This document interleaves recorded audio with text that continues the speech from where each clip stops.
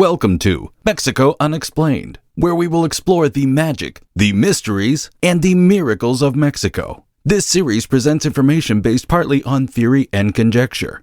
The podcaster's purpose is to suggest some possible explanation, but not necessarily the only ones to the subjects we will examine. Here is your host, Robert Bitto. Welcome, and muy bienvenidos to episode number 203 of Mexico Unexplained, where we examine the magic, the mysteries, and the miracles of Mexico. I'm your host, Robert Bitto. On the road from Hermosillo to Chihuahua, just across the Rio Yaqui, and right outside the small town of Ónavas, in the southeastern part of the Mexican state of Sonora, several men were digging a ditch. One of the workers found a skeleton with a strangely formed skull, along with ornaments and other artifacts that were most unusual. Before proceeding with the construction of this irrigation canal, a member of the work crew contacted the authorities. The year was 1999. The local office of the National Institute of Anthropology and History, known by the Spanish abbreviation INAH, or INA, came to the location and shut down the irrigation project. The locals backfilled the ditch and abandoned their plans for bringing much-needed water to local farms. Some of the details of what appeared to be an old burial ground were kept secret for fear of looters and curiosity seekers disturbing the site. INA kept a tight lid on the location until over a decade later, when formal excavation began at the site, which was informally known as the Ónavas Cemetery. The modern town of Ónavas dates back almost 400 years to the year 1622. The Jesuits established the mission of San Ignacio de Loyola there, which still stands in the center of Ónavas. An old statue of San Ignacio greets visitors to the town to this day. The two priests in charge of the small mission were Diego van der Sijp from Ghent, Belgium, and a Spanish Jesuit named Blas de Paredes, who hailed from Toledo. The area around the mission was called Ónavas by the locals. In the Mayo and Yaqui languages, this translates to bitter water, and the place was so named for the slightly salty taste to the groundwater in the area. The native name Ónavas became corrupted to Ónavas within a few decades of the arrival of the Spanish.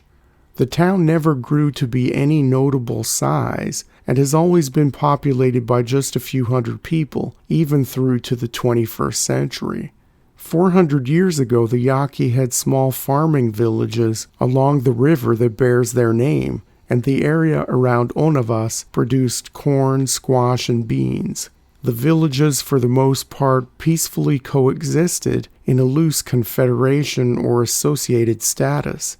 Local Yaqui lore tells of a powerful, wealthy, and warlike people called the Tomichi, who once inhabited the area around Ónavas before the Yaquis lived in the river valley. Archaeologists believe that the Tomichi were a Pima people, closely related to, if not the direct ancestors of, the Tohono O'odham. The present-day homeland of the Tohono O'odham straddles the U.S.-Mexico border, where Arizona and Sonora meet, almost 500 miles north of the town of Ónavas. Some are quick to point out that this is all just a guess, and the real identity of the mysterious Tomichi people of Yaqui legend has nothing to do with the ancient Pimas or the modern-day Tohono O'odham tribe. Formal digging at the site outside Ónavas, called El Cementerio, began in late 2012, over 13 years after the burials were first discovered by the workers digging the irrigation canal. Under the watchful eye of the Mexican National Institute of Anthropology and History, an excavation led by Cristina Garcia Moreno from Arizona State University uncovered 25 sets of remains during the first archaeological season. 17 of these individuals were minors, between 5 months and 16 years old, and 8 were adults.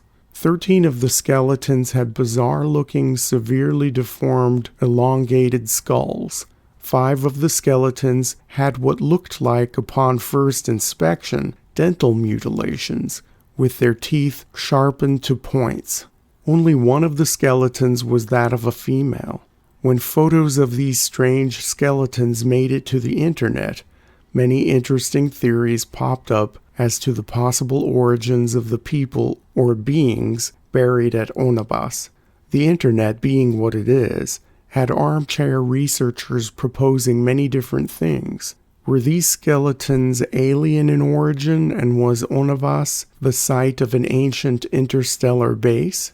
Were these people refugees from South America, where skull elongation was common? Did the skeletons belong to a different type of human, an offshoot of Homo sapiens? Were these people alien-human hybrids? Did they perhaps have a mix of DNA from regular humans combined with that of the nefarious Greys, the big-headed almond-eyed creatures from Zeta Reticuli? Serious investigation of the Ónavas site ended in April of 2013, thus answering some of these questions, but at the same time leaving many others unanswered. Bone samples were taken to a lab in Hermosillo for analysis, while archaeologists pieced together what life might have been like for the mysterious people found at the Ónavas site. To researchers directly working on the project, Ónavas was most likely the place of an elite burial. The artifacts found with the skeletons, and perhaps the deformation of the skeletons themselves, indicated high status.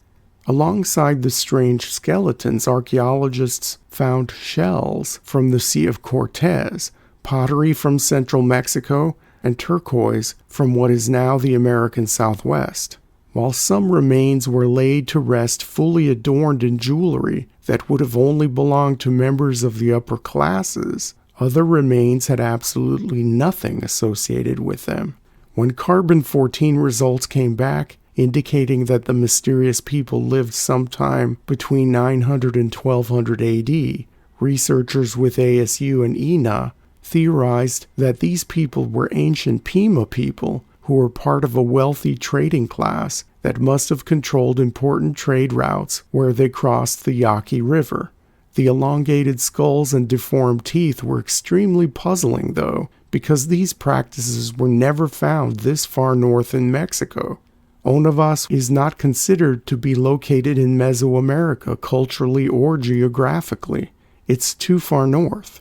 It's closer to the U.S.-Mexico border than it is to the Maya area, for example. The drastically deformed skulls and pointy teeth were anomalies for the region. Intentional cranial deformation has been reported in the archaeological record from as far back as the Upper Paleolithic, and has occurred across many geographical areas and cultures. In Mexico, the Maya elites practiced the reshaping of the head as a mark of beauty and high social status. Many Maya rulers are depicted on monuments and in art as having slanted foreheads peaking to almost a cone. It's almost a characteristic and unmistakable Maya look. The reshaping process starts at almost the time of birth, with splints placed on the front and back of the head, wrapped in bandages until the head attains the desired shape. The boarding and wrapping can last several years, but usually doesn't go beyond early childhood. The researchers at the Ónavas site noted that the children with the cranial deformations in the burials had no indications of disease or accident for cause of death. Perhaps they died, the scholars believe, because of cranial deformation procedures that had gone wrong. This would make sense in this context. If this sort of practice was unheard of for this time and place, perhaps the elites of ancient Ónavas were trying to copy their more advanced neighbors far to the south, and not being so experienced in this custom, did not know how to carry out the remolding of the heads properly so as not to cause serious injury. The result was disastrous for these children, who were obviously part of the upper class. No other elongated skulls have ever been found even close to this area, which indicates that this practice was a passing fad. Perhaps some traders or even elite visitors from central or southern Mexico traveled to the once flourishing Ónavas trading area, and that sparked the locals' attempts to copy this particular custom. The same could be said about the dental mutilations. These skulls were not of aliens with sharp teeth, but were rather local rulers who wanted to be more like the kings and queens of the more complex and wealthier civilizations many hundreds of miles away. As news of the Ónavas site spread, the chief archaeologist at the site, Cristina Garcia Moreno, found herself in the middle of the many theories swirling around regarding ancient astronauts and alien-human hybrids. Garcia Moreno made this statement to the press in December of 2012, quote, "Cranial deformation has been used by different societies in the world as a ritual practice or for distinction of status within a group or to distinguish between social groups. The reason why these individuals at El Cementerio deformed their skulls is still unknown. The most common comment I've read from people that see the pictures of cranial deformation has been that they think that those people were aliens. I could say that some say that as a joke, but the interesting thing is that some do think so. Obviously, we are talking about human beings, not of aliens." End quote.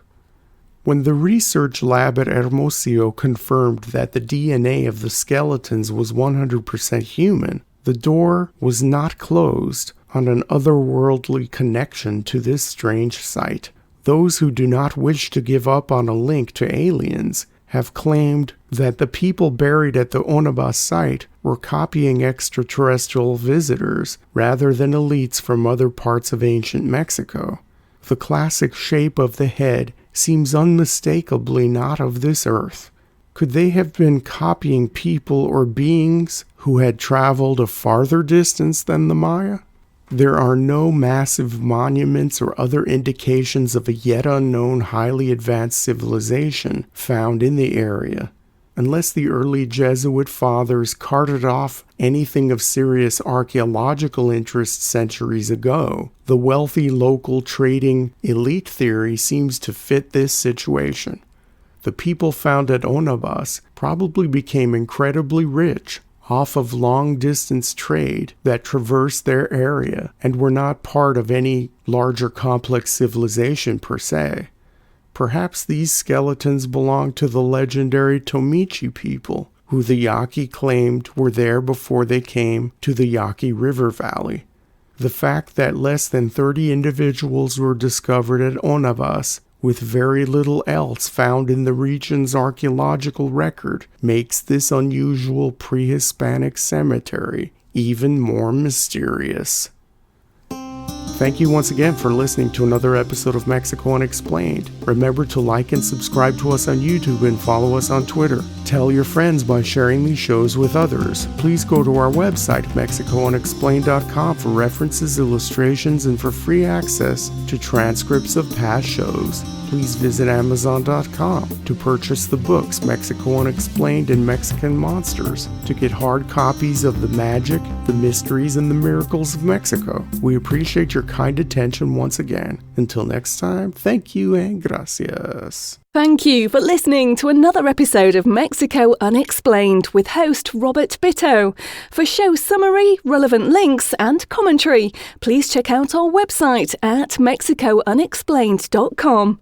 Like us on Facebook and be a part of the conversation. Adios and hasta la vista.